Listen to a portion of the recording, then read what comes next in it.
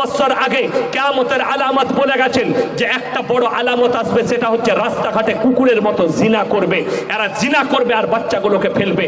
আমার আল্লাহ রাব্বুল আলামিন এই পাপটাকে ট্যাকেল দিবার জন্য 1400 বছর আগে কোরআন অবতীর্ণ করে দিলেন ট্যাকেল দিবার জন্য। জোরে একবার বলুন সুবহানাল্লাহ।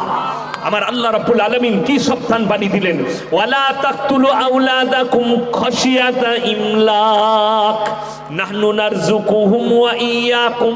খুব ভালো করে বুঝবেন, অনেকজন অবৈধ সম্পর্ক করে না করে না। একটা মেয়ের পেটে বাচ্চা এলো, বাচ্চাটা অবৈধ বাচ্চাটা অবৈধ, কিন্তু বাচ্চাটা মাসুম আল্লাহর কাছে। কি বললাম? বাচ্চাটা মাসুম, বাচ্চা পাপী নয়। পাপী হচ্ছে মা আর বাপ, পাপী হচ্ছে যারা জিনা করেছে তারা পাপী। ওই জন্য আমার আল্লাহ 1400 বছর আগে বললেন, তোমরা দরিদ্রতার ভয়ে কি করে খাওয়াবো ভেবে তোমরা তোমাদের বাচ্চাকে কতল করো না। আমাকে গত পরশু একটা মেয়ে ফোন করেছে, হুজুর আমি আমার স্বামীর চাপে, স্বামী আমাকে চাপ দিয়েছে, 40 দিনের বাচ্চা নষ্ট করেছি। আমি বললাম আল্লাহ তোমাকে মাফ করুক, আল্লাহ হেফাজত করুক। কেন? স্বামী বলেছে বাচ্চা নষ্ট কর, 4টা বাচ্চা আছে, আবার বাচ্চা নিলে তোকে আমি তালাক দেব। জোরে বলুন নাউজুবিল্লাহ। আমাদের মুসলমান যুবকরা তালাক মানেই বুঝে না, আর উলামাদের কাছে জানতে চাই না।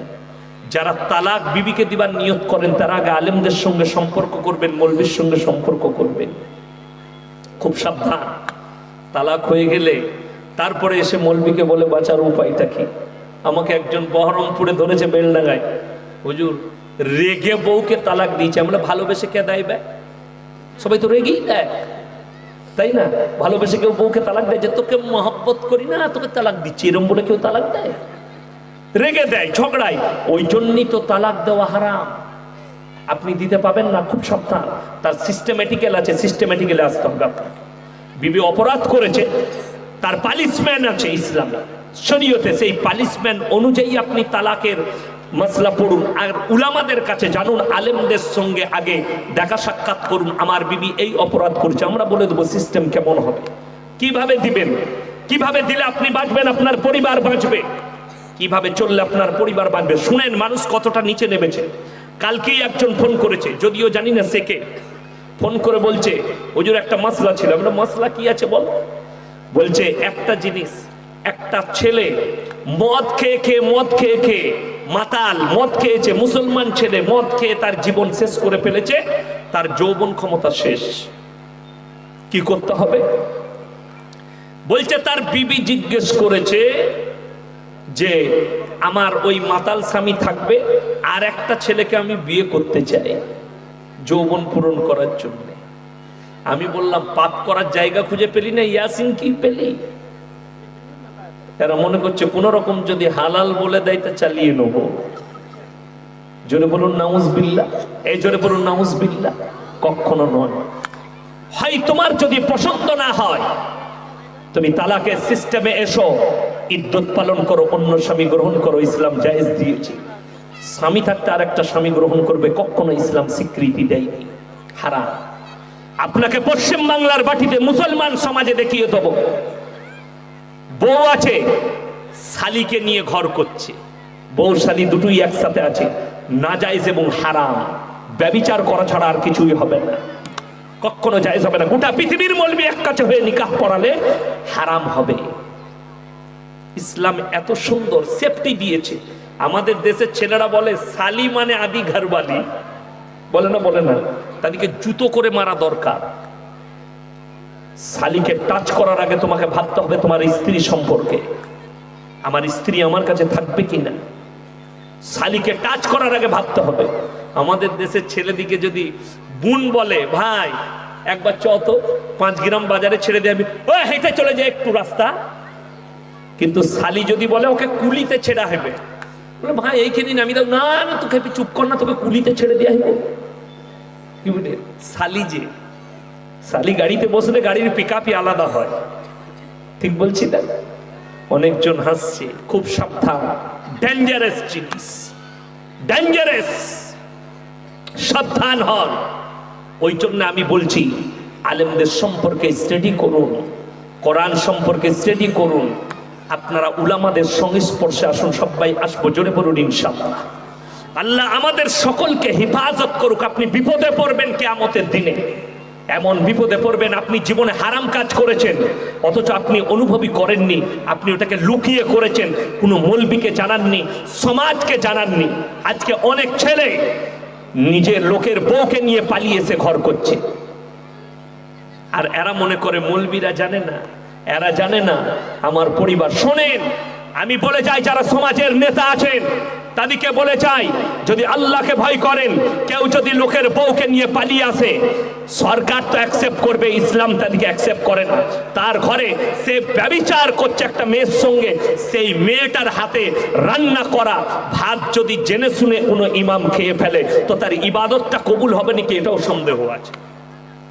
আমাদের সমাজ তাদেরকে অ্যাকসেপ্ট করে নেয় না, তাকে অ্যাকসেপ্ট করা যাবে না, তাকে ঝাঁটা মেরে সমাজ থেকে বহিষ্কার করে দাও।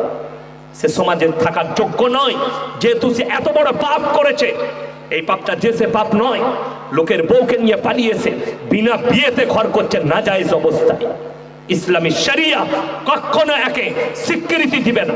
গোটা পৃথিবীর মৌলবি যদি নিকাহ পড়ায়, তারপরেও বিয়েটা হারাম হবে, বিয়ে পড়ানো হবে না, নিকাহ হবে না।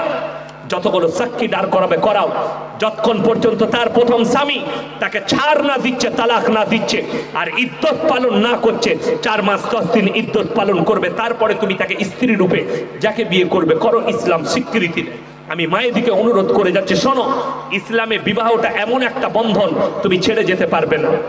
ইউরোপের দেশগুলোয় আমরা বলিনি, আমাদের দেশের মিডিয়ারা বলছে, ইউরোপের দেশগুলোয় বছরে প্রতি বৎসর এই বর্ষবরণের দিনে 25শে ডিসেম্বর, 1 জানুয়ারি, এই 14ই ফেব্রুয়ারি সেখানকার নাইট ক্লাবগুলোয় 50,000 খালি বউ পাল্টাপাল্টি করে। জোরে বলুন নাউজুবিল্লাহ। আপনি পারবেন? কখনো না, কোনো সমাজ মেনে নিতে পারবে না। আমাদের দেশের যতগুলো সমাজ আছে, তাতে হিন্দু হোক আর মুসলিম হোক, জৈন হোক আর যেই হোক, কখনো মেনে নিতে পারবে না। এটা খালি খ্রিস্টান আর ইহুদিদের কাছেই প্রযোজ্য, কখনো আমাদের দেশ মেনে নিতে পারবে না।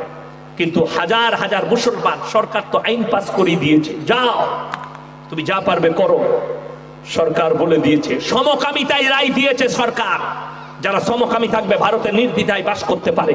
ওই জন্যে আমি বলে চাই, মুর্শিদাবাদের সব থেকে বড় পাপ এসে দাঁড়িয়েছে, সেটা শুনেলেন, শিক্ষিত সমাজের মধ্যে অনেক যুবক যুবতী তারা সমকামীতে লিপ্ত হয়ে যাচ্ছে। আল্লাহ হেফাজত করুক, জোরে বলুন আল্লাহুম্মা আমিন। আমার ভাই, আপনি বিপদে পড়বেন, আপনার সমাজ বিপদগ্রস্ত হয়ে যাবে। আপনি মনে করেন না গঙ্গা আমার কাছ থেকে দূরে, গঙ্গা বহরমপুরের কাছে, আমার কাছ থেকে পদ্মা দূরে। আমার আল্লাহ যদি ইচ্ছা করে গঙ্গাটাকে এই 5 গ্রামে টেনে নিয়ে আসতে পারেন, আর আপনাকে টেনে নিয়ে গিয়ে ভরে দিতে পারে। এটা যদি জানতে চাও, তুরস্কের ভূমিকম্প দেখো। যারা নিজেদিকে কোটিপতি ভাবছো, শিক্ষিত ভাবছো, জ্ঞানী ভাবছো, যারা নিজেদিকে মনে করছো আমরা যা ইচ্ছা তাই করব, তারা তুরস্কের ভূমিকম্প থেকে লক্ষ্য করো। একটা মানুষ কয়েকশো মিলিয়ন ডলারের মালিক কত সেকেন্ড আগে? 75 সেকেন্ড আগে। আর 75 সেকেন্ড পরে সে 3টে রুটিরও মালিক নয়, লাইন দিয়ে দাঁড়িয়েছে, যদি একটা রুটি পাই তা খাবো। আল্লাহ হেফাজত করুক, আপনি বিপদে পড়বেন আমার ভাই। আল্লাহর আযাব এলে আল্লাহর কসম, তোমার সম্পদ কেড়ে নিতে পারে আমার আল্লাহ, তোমার মাল কেড়ে নিতে পারে। ওই জন্য অতি লোভে তাতি ডুবে, লোভ করবেন না, লালসা করবেন না। সবাই আল্লাহর কাছে একটা দোয়া করবেন, শিখে নেন, আল্লাহ তুমি মৃত্যুকাল পর্যন্ত ইজ্জতের রুজি দান করো। সকলে জোরে বলুন আল্লাহুম্মা আমিন। তাছাড়া কিছু চাইবেন না। যারা ধন সম্পদ চায়, যারা পয়সার জন্য হারাম খায়, যারা সুদ খেয়ে বড় লোক হতে চায়, হারাম খেয়ে বড় লোক হতে চায়, লোকের মেরে নিয়ে বড় লোক হতে চায়, তাদেরকে বলি, আপনি করছেন, আমরা সঞ্চয় করি কার জন্য? সন্তানের জন্য, ঠিক কিনা? কথা বলে। আমাদের বাপ চাচারা, আমাদের আত্মীয় স্বজন আমাদের জন্য সম্পদ ছেড়ে গেছে। ছেড়ে গেছে না যায়নি? আপনার দাদু দিয়েছে আপনার বাপকে, তার মালিক হয়েছেন আপনি। আপনি চলে যাবেন, তার মালিক হবে আর কেউ। ওই জন্য আমি বলি আমার ভাই, যারা কোরআন বুঝেননি তাদেরকে বলবো শুনেলেন সূরা লুকমান। যারা ছেলের জন্য পাপ করেন, যারা ছেলের জন্য চুরি করেন, যারা ছেলের সম্পদ বাড়ানোর জন্য লোকের মাল মেরেলেন, তারা হারাম খান, তারা কান খুলে শুনেলেন। আবার আল্লাহ রাব্বুল আলামিন কোরআনে বললেন ইয়া আইয়ুহান নাসু তাকু রাব্বাকুম ওয়াখশাউ ইয়াওমান লা ইয়াজজি ওয়ালিদুন আন ওয়ালাদি ওয়ালা মাউলুদুন হুয়া জাযিন আন ওয়ালিদিহি শাইয়্যা। হে আমার বিশ্বনবী, পৃথিবীর মানুষকে বলো সেই দিনকে তোমরা ভয় করো যেদিনে বাপ বেটার কোনো উপকারে আসবে না, বেটা বাপের কোনো উপকারে আসবে না, কেউ কারোর জন্য এতটুকু উপকার করতে পারবে না। আমার ভাইয়েরা, অপর জায়গায় কোরআনকে জিজ্ঞেস করো, কোরআন নকল করলে ইয়াউমা ইয়াফিরুল মারউ মিন আখি ওয়া উম্মিহি ওয়া আবি ওয়া সাহিবাতিহি ওয়া বানি লিকুল্লি ইমরিইম মিনহুম ইয়াউমাইদিন শানুন ইউগনি। হে আমার বিশ্বনবী, কিয়ামতের দিনটা তো ভয়ানক হবে। স্বামী স্ত্রীর কাছে ছুটে যাবে, স্ত্রী বলবে দুনিয়াতে আমার কোনো স্বামী ছিল না, স্বামী বলবে স্ত্রী ছিল না, বাপ বলবে বেটা ছিল না, বেটা বলবে বাপ ছিল না, মা বলবে বিটি ছিল না, বিটি বলবে মা ছিল না, বন্ধু বলবে বন্ধু ছিল না, কেউ কারোর জন্য এক জাররা পরিমাণ বোঝা বহন করবে না। অপর জায়গায় আল্লাহ আরো এক জায়গায় বললেন আতিহিম ইয়াউমাল কিয়ামাতি ফারদা। হে আমার বিশ্বনবী, কিয়ামতের দিনে মানুষ যখন আল্লাহর কাছে হাজিরি দেবে, একা একা হাজিরি দেবে।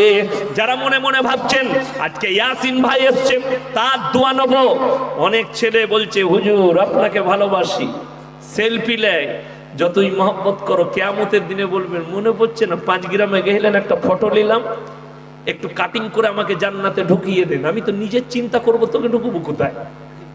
কথাটা বুঝতে পারেননি? আমার মতো 100টা হুজুর ধরা পড়বে কিয়ামতের দিনে। ধোঁকা দিয়েছো, প্রতারণা করেছো, অন্যায় পথে মানুষকে পরিচালিত করেছো, আমার মতো 100টা মৌলবি আর 100টা হুজুর ধরা পড়বে কিয়ামতের দিনে। জীবনে তোমাদের কিছুই ছিল না মানুষকে ধোঁকা ছাড়া, আজকে তো ওটাই হচ্ছে। আমি ইয়াসিন এসছি, চিন্তা করো না, দোয়া আমার কাছে নিবি, আমি জান্নাতে নিয়ে যাব। আমাদের দেশে তো মানুষ ওই জন্য নামাজ পড়ে না, এরা জানে মদ খা আর গাঁজা খা, হুজুর এসে মিলাদ করলেই জান্নাতে রেডি হয়ে আছে, তাই না? ইয়াসিন ভাইকে দাওয়াত দিয়েছেন 5000 টাকা দিবেন, আমি মিলাদ করে দেবো। রব্বানা আতিনা ফিদ দুনিয়া হাসানা ওয়া ফিল আখিরাতি হাসানা, ও আল্লাহ আমাকে হায়ার করে এনেছে, দেশি মুরগি দিয়ে ভাত দেবে, পোলাও খাওয়াবে, 5000 টাকা দিবে, আর বাপকে যা হোক করে জান্নাতে দিতে হবে। তো আমাকে আগে ফাটাবে না ফেরেশতা? একে আগে মালটা গোলমাল কেন? এরপরে শুনেলেন আমার ভাইয়েরা, আমি যাত্রার দলিল দিইনি, আমার বাপ মৌলবি শওকতের দলিল নয়, আমি তার সন্তান। কথাটা ভালো করে শুনবেন, এমন সেমন নয়, তিনি হচ্ছেন একজন পয়গম্বর, হযরতে নূহ নবী। তিনি নৌকার ওপরে আছেন তার কমকে নিয়ে, তার সন্তান হাবুডুবু খাচ্ছে, পানির মধ্যে মারা যাচ্ছে, পিতৃস্নেহ জেগেছেন, আল্লাহর কাছে বললেন ওগো আল্লাহ, এ আমার ওরসজাত পুত্র, তুমি একে রক্ষা করো। আমার আল্লাহ ধমক দিলেন লামিনাল খাসিরিন, যে আমাকে মানেনি, আমার নবীকে মানেনি, আমার দ্বীনকে মানেনি, তার জন্য তুমি আমার কাছে আবেদন নিবেদন করো না। লামিনাল খাসিরিন, তোমাকেও আমি ওই ক্ষতিগ্রস্তদের মধ্যে ফেলে দেব। আমার ভাইয়েরা, আমার মায়েরা, বোনেরা, যারা আশা করছেন আমার ইয়াসিন ভাই আমাদিকে জান্নাতে নিয়ে যাবে, তারা কান খুলে শোনো, কিয়ামতের দিনে আমি 5টা পয়গম্বরের দৃষ্টান্ত দিচ্ছি, একটা দুটো নয়। আমার ভাইরা, যারা আল্লাহ ছাড়া অপরের কাছে ভালো মন্দ চাই, আল্লাহ ছাড়া অপরকে রব হিসাবে মেনে নাই, তারা কান খুলে শুনে নাও। আমার আল্লাহ রাব্বুল আলামিন কোরআনে দলিল দিলেন, বাড়িতে গিয়ে কোরআনটা খুলে দেখবেন, তারপর আমাকে গালি দেবেন। আমার ভাইরা, 17 পারা শেষ পৃষ্ঠা শেষ রুকু, কোরআন নকল করছেন, ইয়া আইয়ুহান নাসু দুরিবা মাতালুন ফাসতামিউ লাহু ইন্নাল্লাযীনা তাদউনা মিন দুনিল্লাহি লা ইয়াখলুকু দুবাবান ওয়ালা বিসতামাউলা। হে আমার বিশ্বনবী, পৃথিবীর ওই সমস্ত মানুষকে বলো যারা আল্লাহকে ছেড়ে অপরের কাছে ভালো মন্দ চাই, তোমরা তাদেরকে জিজ্ঞেস করো, তারা একটা মাছি পর্যন্ত সৃষ্টি করতে পারে না। মাছি সৃষ্টি তো দূরের কথা, মাছি যদি তাদের কাছ থেকে কোনো জিনিস ছিনিয়ে নিয়ে যায়, সেটা উদ্ধার করার মতো ক্ষমতা নেই। তারা হচ্ছে শক্তিহীন, আর আমি আল্লাহ হচ্ছি শক্তিশালী। আপনারা অনেকে হয়তো জানেন না, হাদিসের মধ্যে এসছে, তাফসীরের মধ্যে পাওয়া যায়, সব থেকে প্রথম শিরক আর বিদআতের কাজ শুরু হয়েছে, শিরকের কাজ শুরু হয়েছে হযরতে নূহ নবীর জামানা থেকে। কোথা থেকে বললাম? নূহ নবীর জামানা থেকে। আগুনের উপাসনা, গাছের উপাসনা, ঘোড়ার উপাসনা, গাছের উপাসনা, সূর্যের উপাসনা, পাথরের উপাসনা, এগুলো শুরু হয়েছে হযরতে নূহ নবীর জামানা থেকে। এই শিরকের কাজ শুরু হয়েছে। আমার আল্লাহ রাব্বুল আলামিন কোরআনে লাকির টেনে দিয়েছেন দুজন নবীর বিবির জন্য, হযরতে নূহ নবী আর লূত নবী। আমি শোনাবো আপনাদেরকে কোরআন। আল্লাহ 5টা দৃষ্টান্ত দিয়েছে। কটা বললাম? জোরে বলুন কটা? 5টা দৃষ্টান্ত। কান খুলে শুনবেন। আর যাদের মনে হবে বুঝতে পারলাম না, কালকে এই মোবাইলওয়ালা দিকে জিজ্ঞেস করবেন কার কি চ্যানেল নাম আছে, আবার খুলে শুনে নেবেন, 5 গ্রামের জলসা শুনতে পাবেন। রিপিট শুনবেন, তারপরে আমাকে ফোন করবে। আমার ভাইয়েরা, আমার মায়েরা, বোনেরা, 1 নম্বরই আমার নবী, বিশ্ব নবী জনাবে মুহাম্মাদুর রাসূলুল্লাহ, সকলে বলুন একবার সাল্লাল্লাহু আলাইহি ওয়াসাল্লাম।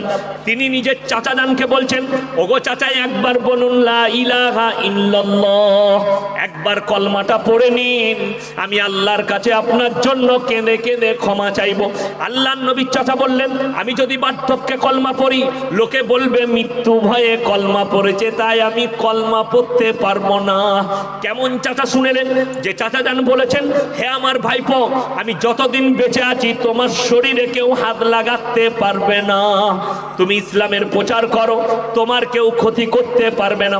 এরকম চাচাকে নবীজি কলমা পড়াতে পারেননি।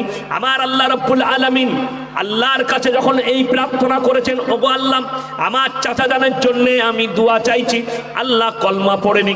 চাচা জানকে হুকুম দিয়েছে, চাচা অস্বীকার করলেন। আমার আল্লাহ আয়াত পাঠালেন নবীজির কাছে, ইন্নাকা লা তাহদি মান আহবাবতা ওয়ালাকিন্নাল্লাহা ইয়াহদি মান ইয়াশা। সকলে বলুন হিদায়াতের মালিক কে? আরো জোরে বলুন কে? একমাত্র আল্লাহ রাব্বুল আলামিন হচ্ছেন হিদায়াতের মালিক। হে আমার নবী, হিদায়াতের দপ্তরটাই আমার আল্লাহর হাতে আছে। তুমি যাকে ইচ্ছা করো তাকে তুমি হিদায়াত দিতে পারো না। আমার ইচ্ছা নেই, তাই তোমার চাচা কলমা পড়তে পারবে না। আমার ভাইয়েরা, আরো একটু আগে চলুন। কোরআনে আমার আল্লাহ রাব্বুল আলামিন বললেন, আলিফ লাম রা কিতাবুন আনজালনাহু ইলাইকা লিতুখরিজান নাস মিনাজ যুলুমাতি ইলান নূর। হে আমার বিশ্ব নবী, আমি আপনাকে কোরআন দান করলাম, মানুষকে অন্ধকার জগৎ থেকে আলোর পথটা দেখিয়ে দেবে। বাকি হিদায়াতের মালিক হচ্ছি আমি আল্লাহ। জোরে একবার বলুন সুবহানাল্লাহ। হিদায়াতের দপ্তর আল্লাহর হাতে। এরপরে কি বলবেন? আল্লাহর নবী জনাবে মুহাম্মদুর রাসূলুল্লাহ সাল্লাল্লাহু আলাইহি ওয়াসাল্লাম নিজের চাচা জানকে কলমা পড়াতে পারেননি, আর আপনি বলছেন এই ফুটো মৌলভী ইয়াসিন আপনাকে জান্নাতে নিয়ে চলে যাবে। আপনার জীবনে নামাজ নাই, রোজা নাই, দিনদারি নাই, তাকওয়া নাই, পরহেজগারি নাই, আপনাকে কি করে আমি জান্নাতে নিয়ে যাব? 1 নম্বর চলে গেল। এরপরে 2 নম্বর, তিনি হচ্ছেন হযরতে ইব্রাহিম খলিলুল্লাহ। আমার আল্লাহ রাব্বুল আলামিন কোরআনে নবীজিকে বললেন, ওয়াজকুর ফিল কিতাবি ইব্রাহিম ইন্নাহু কানা সিদ্দিকান নাবিয়্যা। সিদ্দিক মানে হচ্ছে সত্যবাদী। জোরে বলুন সুবহানাল্লাহ। আমার আল্লাহ লাকাব দিলেন হযরতে ইব্রাহিম নবীকে, আমার ইব্রাহিম একজন সত্যবাদী নবী। তার সম্পর্কে মানুষকে শোনাও, মানুষ কি বলে আর মানুষকে বুঝাও। আমার আল্লাহ রাব্বুল আলামিন কোরআনে বললেন, ইব্রাহিম নবী তিনার আব্বা জানকে দাওয়াত দিচ্ছেন, ইজ ক্বালা লিআবিহি আবাতি লিমা তা'বুদু মা লা ইয়াসমাউ ওয়া লা ইউবসিরু ওয়া লা ইউগনি আনকা শাইয়্যা। হে আমার আব্বা জান, আপনি কাদের উপাসনা করছেন? যারা হাত পা নাড়তে পারে না, কথা বলতে পারে না, তাদের জীবনে কিচ্ছু নেই, তারা হচ্ছে শয়তানের রাস্তা অতিক্রম করছে। আপনি আমার আল্লাহকে বিশ্বাস করুন আর আমার উপরে कलमा पढ़े नीन। इब्राहिम नबीर बाप बोले हमारे माबूदों के बारे में और एक मर्तबा कहा तो तुमको पत्थर से मर्डर कर दिया जाएगा। इब्राहिम नबीर कथा अस्वीकार करलेन। आमार भाईर आमार मायेरा बोनेरा कियामतेर दिने इब्राहिम नबी आल्लाह के बोलबेन ओ आल्लाह आमी आमार आब्बा जानेर जन्य आपनार काछे आवेदन निवेदन करते चाই। आमार आल्लाह बोलबेन हे आमार इब्राहिम स्मरण करो सेदिनेर कथा जेदिने तोमाके आगुनेते निक्षेप करा हयेछे। ইব্রাহিম নবীকে আগুনের মধ্যে নিক্ষেপ করা হবে, বেঁধে ফেলা হয়েছে, নমরুদের সৈন্য সামন্ত বেঁধে দিয়েছেন, চিতার মধ্যে নিক্ষেপ করা হবে, চিতা যেন দাউ দাউ করে চলছে। ইব্রাহিম নবীর চোখে পানি, তার আব্বা জানের চোখেতে পানি। ইব্রাহিম নবীর আব্বা জান বলছেন, হে আমার পুত্র ইব্রাহিম, তুমি আমাদের এই সমস্ত মডেলগুলোকে মেনে নাও, আমাদের এই সমস্ত মাবুদগুলোকে মেনে নাও, আমি নমরুদের কাছে অনুরোধ করব তোমাকে ছেড়ে দেবে। ইব্রাহিম নবী বললেন, হে আমার আব্বাজান, আল্লাহর কসম করে বলছি, তোমার নমরুদের চিতার ভয়ে আমার চোখেতে পানি আসেনি, আমার চোখে পানি এসছে আমার আল্লাহ রাব্বুল আলামিনের ভয়ে। আপনি এই শয়তানের রাস্তা ছাড়ুন আর একমাত্রই আমার আল্লাহকে বিশ্বাস করুন। আমার ভাইয়েরা, বেঈমান কাফেররা বলেছে এক্ষুনি চিতার মধ্যে নিক্ষেপ করো। ইব্রাহিম নবী আল্লাহর কাছে চেয়েছেন, সকলে জোরে বলুন সুবহানাল্লাহ। ইব্রাহিম নবী আল্লাহর কাছে প্রার্থনা করলেন, আল্লাহর কাছে, কোনো গাছতলাই নয়, কোনো ছাদতলাই নয়, আল্লাহর কাছে প্রার্থনা করলেন, ওগো আল্লাহ, তুমি ছাড়া আমার কোনো উপায় নেই। আমার আল্লাহ রাব্বুল আলামিন কোরআনের সঙ্গে সঙ্গে আগুনের উপরে হুকুম জারি করলেন, কুলনা ইয়া নারু কুনি বারদান ওয়া সালামান আলা ইব্রাহিম, হে আগুন তুমি ক্ষান্ত হও। ইব্রাহিম নবীর শরীরের একটা পশম পর্যন্ত আগুন জ্বালাতে পারেনি। জোরে একবার বলুন সুবহানাল্লাহ। যে আগুন ইব্রাহিম নবীর শরীরে আল্লাহর হুকুমে একটাও পশম জ্বালাতে পারেনি। দুজন নবী চলে গেলেন। এরপরে আপনারা মনে মনে বলুন, আমার মতো ফুটো মৌলবী তোমাদেরকে কেমন করে জান্নাতে নিয়ে যাবে? দুজন চলে গেল বিনা নামাজে, বিনা, যে লোকটা সারা জীবন মদের ভাঁটিতে কাটালো, সারা জীবন গাঁজাই কাটালো, সারা জীবন নেশাগ্রস্ত অবস্থায় কাটালো, তার জন্য আপনি বলছেন আমার মতো মৌলবীকে ডেকে দোয়া করিয়ে তাকে জান্নাতে পাঠাবেন? আমার মতো মৌলবীও পাকড়াও হয়ে যাবে। আমার ভাইয়েরা, আমার মায়েরা, বোনেরা শুনেলেন, যারা আমাদের ওপরে ভালো নজর রাখেন, আমি বলে দিই, আগে চিনবেন হক্কানি আলেম কোনটা, হককে চিনবেন, না হককে নয়। কোরআন বলছে শোনো, আমার মতো 100টা মৌলবী ধরা পড়বে কেন শুনে নেন। সূরা বাকারা, ইন্নাল্লাযীনা ইয়াকতুমুনা মা আনজালাল্লাহু মিনাল কিতাব ওয়া ইয়াশতারুনা বিহি থামানান কালীলা উলাইকা মা ইয়াকুলুনা ফি বুতুনিহিম ইল্লান নার। হে আমার বিশ্বনবী, যারা আমার যে সমস্ত মৌলবীরা আমার কোরআনের আয়াতকে লুকিয়ে দেয় নিজেদের পেট চালাবার জন্য, তারা নিজেদের পেটেতে আগুন ছাড়ায় আর কিছু ভরে না। আমার আল্লাহ রাব্বুল আলামিন এই সমস্ত মৌলবীদিকে কিয়ামতের দিনে কঠিন আযাবে মুবতালা করবেন, তারা কঠিন আযাবে মুবতালা হয়ে যাবে।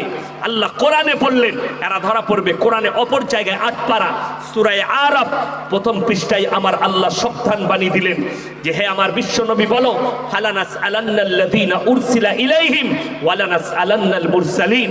হে আমার বিশ্বনবী, পৃথিবীর মানুষকে বলে দাও, আমি শুধু মৌলবী মোল্লা তো দূরের কথা, কিয়ামতের দিনে আমি নবী, পয়গম্বর, রাসূলকেও দাঁড় করাবো আর তাদেরকেও আল্লাহ প্রশ্ন করবে তুমি কেমন করে দাওয়াত দিয়েছো, আর তোমাদেরকেও প্রশ্ন করা হবে দাওয়াতটা কেমন করে গ্রহণ করেছো। আজকের এই জলসার ময়দানে যতগুলো মানুষ এসে বসলেন, আল্লাহ আপনাদেরকেও জিজ্ঞেস করবে, ইয়াসিনকেও জিজ্ঞেস করবে তুমি কিভাবে আল্লাহর প্রচার করেছিলে, কি কি কথা বলেছিলে, আল্লাহর কাছে রেকর্ড হচ্ছে সব। আর তোমাদেরকেও জিজ্ঞাসাবাদ করা হবে কোনটার আমল করেছো। প্রত্যেকটা ভাই বলুন আজকে নিজের জীবনকে শিরক থেকে বাঁচাবো, জোরে বলুন ইনশাআল্লাহ। আল্লাহ আমাদেরকে হেফাজত করুক। আর হাত তুলে বলুন কোরআনের সঙ্গে কে কে সম্পর্ক রাখবেন, হাত তুলেন তো, জোরে একবার বলুন ইনশাআল্লাহ। কোরআনের সঙ্গে সম্পর্ক রাখুন, বাড়িতে কোরআনের তেলাওয়াত করুন, মায়েদিকে বলবো, বোনেদিকে বলবো, ভাইদিকে বলবো, আমার যুবক যুবতীকে অনুরোধ করব 5 ওয়াক্তের নামাজ কেউ ছাড়বেন না। কোরআন পড়ুন, ইসলামিক কৃষ্টি কালচার নিয়ে আসুন, পড়ুন। এখন আমি আপনাদেরকে বলে দিই, মোবাইলে কেউ নোংরা ছবি দেখবেন না। যাদের মনে হয় নোংরা গান শুনবো, নোংরা ফিল্ম দেখবো, তাদেরকে বলি আমাদের মতো মৌলবীকে পছন্দ হয় না যে ইয়াসিন ভাইয়ের দুটো কথা শুনি, সবাই শুনবেন, জোরে বলুন ইনশাআল্লাহ। এরকম হাজারো উলামার বায়ান মোবাইলে আছে, আপনার যাকে পছন্দ লাগে তার দুটো কথা শুনবেন। যদি সেটাও না মন যায়, মসজিদে গিয়ে ইমামের পাশে বসে দুটো হাদিস শুনে আসবেন। আপনার লাভ হবে, মঙ্গল হবে। একটা নামাজি ব্যক্তির পাশে বসবেন, আপনার মঙ্গল হবে। কিন্তু আমার ভাই বলে দিই, কখনো নোংরা ছবি দেখবেন না। এই মোবাইলের দ্বারা আমাদের সমাজের কিছু যুবক যুবতী তারা বিয়ের আগে নিজেদের যৌবনকে শেষ করে ফেলছে। তার একটা পুরুষ বলে যায়, একটা ছেলে বাইরে থেকে ফোন করেছে, যদিও সে কোন জেলার ওটা আমি বলবো না, ফোন করে বলছে, হুজুর আমি নামাজি, নামাজ পড়ি 5 ওয়াক্ত। এরা বলে আলহামদুলিল্লাহ। কি প্রবলেম বলো? বলে হুজুর আমার একটা বড় প্রবলেম হয়েছে। কি? বলে আমি গোসল করে বের হয়, আর গোসল করার পরই আমি বুঝতে পারি আমার লুঙ্গির মধ্যে বীর্য লেগে যায়। আমি তাকে বললাম তুমি একটা পাপ করছো, এটার লক্ষণ কি হুজুর? আমি বললাম তুমি হস্তমুগ্ন করো। বলে হুজুর আপনি কি করে জানলেন? আমি লক্ষণটা বলে দিচ্ছি। বললে হুজুর কাঁদতে লাগলো, এই পাপ থেকে বাঁচবো কি করে? আমি বললাম এর একটাই উপায় আছে, তোমার মোবাইলকে তোমার কাছ থেকে দূরে সরিয়ে দাও। যে যুবকরা এই পাপে লিপ্ত তাদেরকে অনুরোধ করে যাচ্ছি, তোমার মোবাইলকে রাতের বেলায় সরিয়ে দাও, হারাম করে দাও, সুইচ অফ করে আলমারিতে ভরো, মায়ের কাছে জমা দিয়ে দাও, বাপের কাছে দিয়ে দাও, তুমি বেঁচে যাবে এই সমস্ত পাপ থেকে। তা না হলে এই পাপ যারা করবে, বলে দিই বিবাহিত জীবন যখন তুমি পাবে, হে আমার যুবক, তখন বিবাহিত জীবনে তুমি তোমার স্ত্রীকে সুখ দিতে পারবে না, তখনই বিবাহ বিচ্ছেদ হবে। বড় কষ্ট লাগে। এখন অনেক মানুষ বলছে সরকার রায় দিয়েছে 18 বছর না হলে, আবার শুনলাম 22 বছর করেছে না 21 করেছে। ওটা কত করেছে? 18 করেছে। 18 বছর না হলে বিয়ে দেওয়া চলবে না, সরকার নিয়ম করেছে, ঠিক আছে। তার নিচে হলে বাল্য বিবাহ বলছে, তার নিচে হলে বাল্য বিবাহ। বড় কষ্ট লাগে কি জানেন?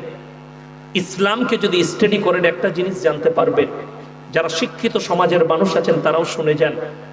একটা মেয়ে যখন 9 বছর পার করে তখন সে বালিগান করিবা, বালিগান করিবা, উলামারা বুঝবে, আরবি কিতাবে পড়েছি আমরা। সেই মেয়েটা যখন 11 বছর থেকে 12 বছরে পা দেয়, সে বাচ্চা ধারণ করার ক্ষমতা নিয়ে আসে। যেহেতু আমরা যতগুলো মানুষ আছে, আমাদের বাপ চাচা যারা আছে, ইনাদের দাদি, আমাদের দাদিরা, তার মারা যখন বিয়ে হয়েছে, কারুর 9 বছরে, কারুর 10 বছরে, কারুর 11 বছরে হয়েছে না, খোঁজলেন পাবেন। কি বলে আমার দাদি শাশুড়ি, কি বললেন আমার 7টা ফুফ শাশুড়ি আছে। কটা বললাম? 7টা। আর 2 ভাই আমার শ্বশুররা। 7 আর 2 কত? 9। 9 আর 2 কত? 11। মানে ফুটবল টিম ঘরেতে একটা। কি বলি, সব আমার যতগুলো ফুফ শাশুড়ি আছে সবাই সুখী, সবাই আমাকে ভালোবাসে, সবাই ভালো জায়গায় আছে। আল্লাহ তাদেরকে সুখী করেছে, কেউ অভাবী নয়। কষ্ট এক জায়গায়, কি জানেন? এখন বলছে অল্প বয়সে মেয়েদের বিয়ে দিলে বাচ্চা নিতে কষ্ট হবে, তার জীবন নষ্ট হয়ে যাবে, তার জীবন পণ্য হয়ে যাবে। কোথায় যে ডাক্তারি পড়েছে আর কোথায় ট্রেনিং দিয়েছে আমি জানি না। কমপক্ষে তো দাদিকে জিজ্ঞেস কর না একবার, ক বছর বয়সে বিয়ে হয়েছিল? আমার দাদি শাশুড়ি মরার আগের দিনও চোখে দেখতে পেয়েছে, চশমা লাগেনি। জোরে বলুন সুবহানাল্লাহ। আর এখন 40 বছর না হতে হতে ডাক্তারের কাছে গিয়ে খালি বলছে দেখতে পাচ্ছি না, চোখে কম দেখছি।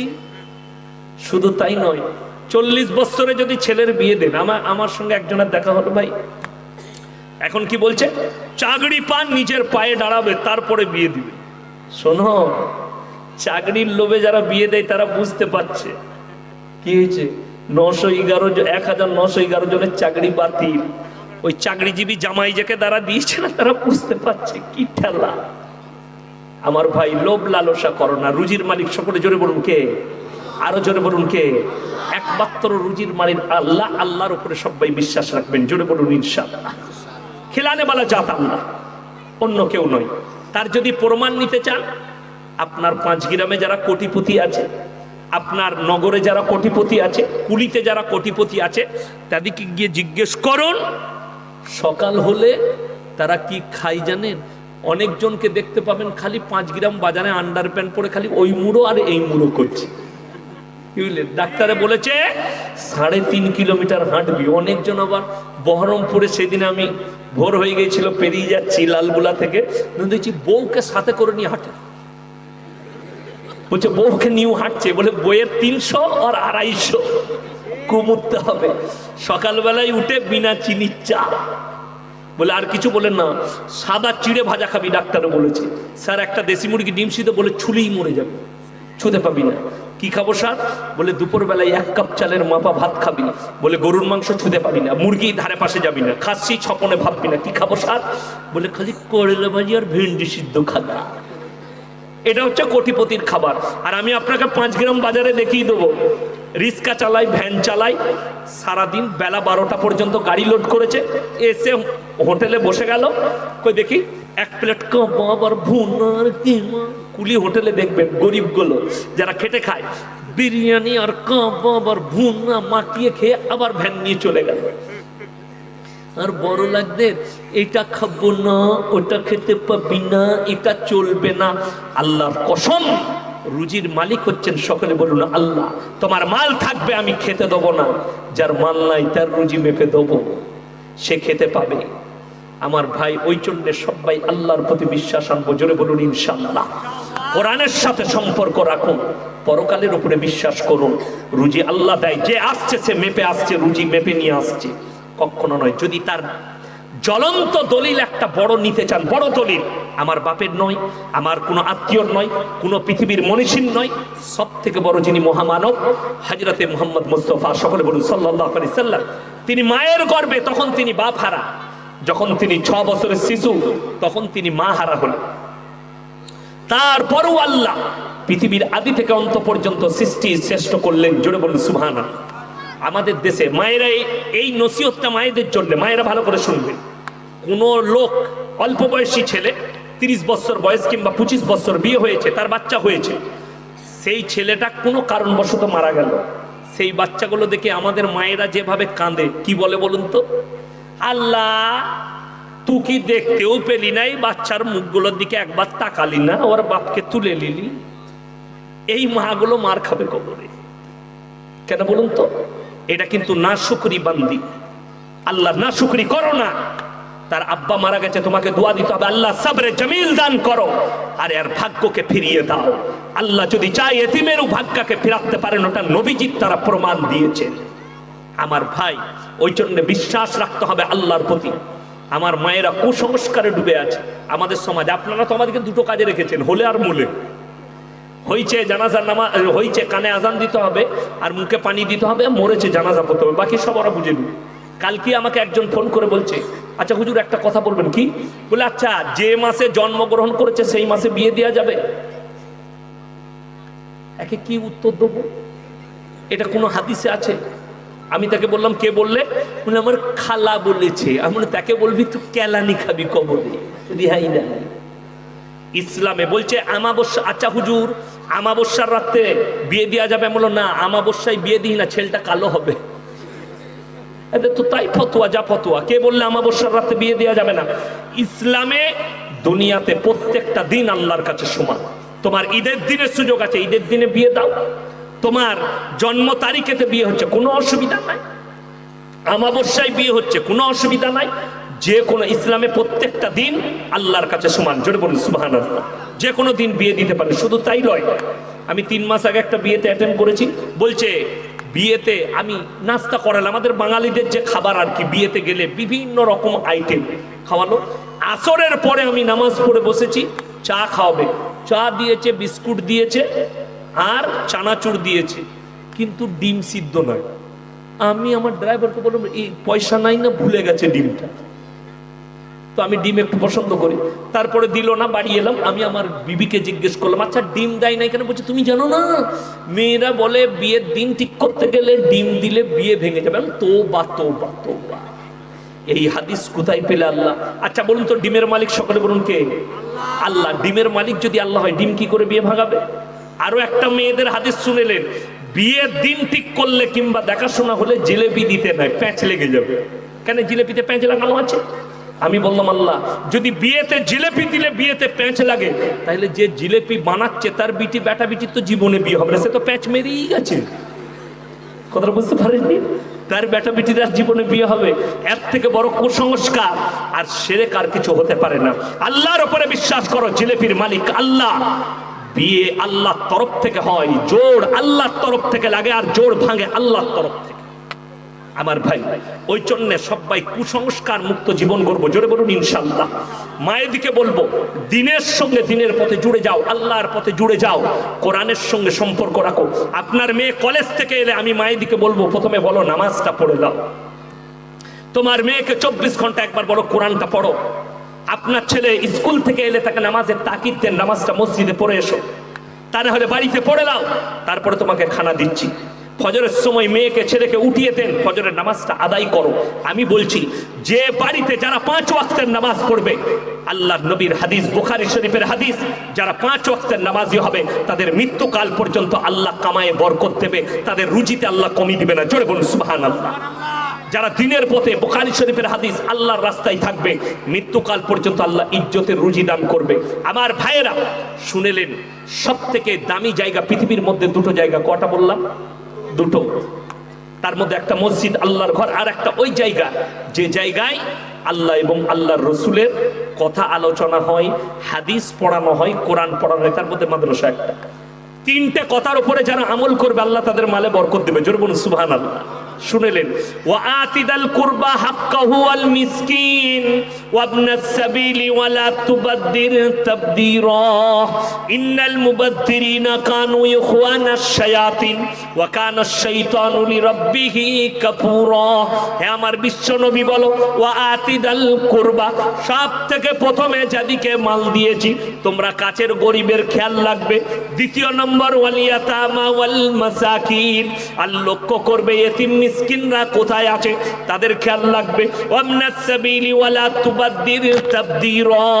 হে আমার বিশ্ব নবী, আর তৃতীয় নম্বরটা হচ্ছে যারা তোমাদের কাছে মুসাফির আসবে, এই 3 জনের খেয়াল যারা রাখবে, এদের সঙ্গে যারা ভালো ব্যবহার করবে, আল্লাহ তাদের মালে, কারোবারে, ব্যবসায় বরকত দেবেন, জোরে বলুন সুবহানাল্লাহ।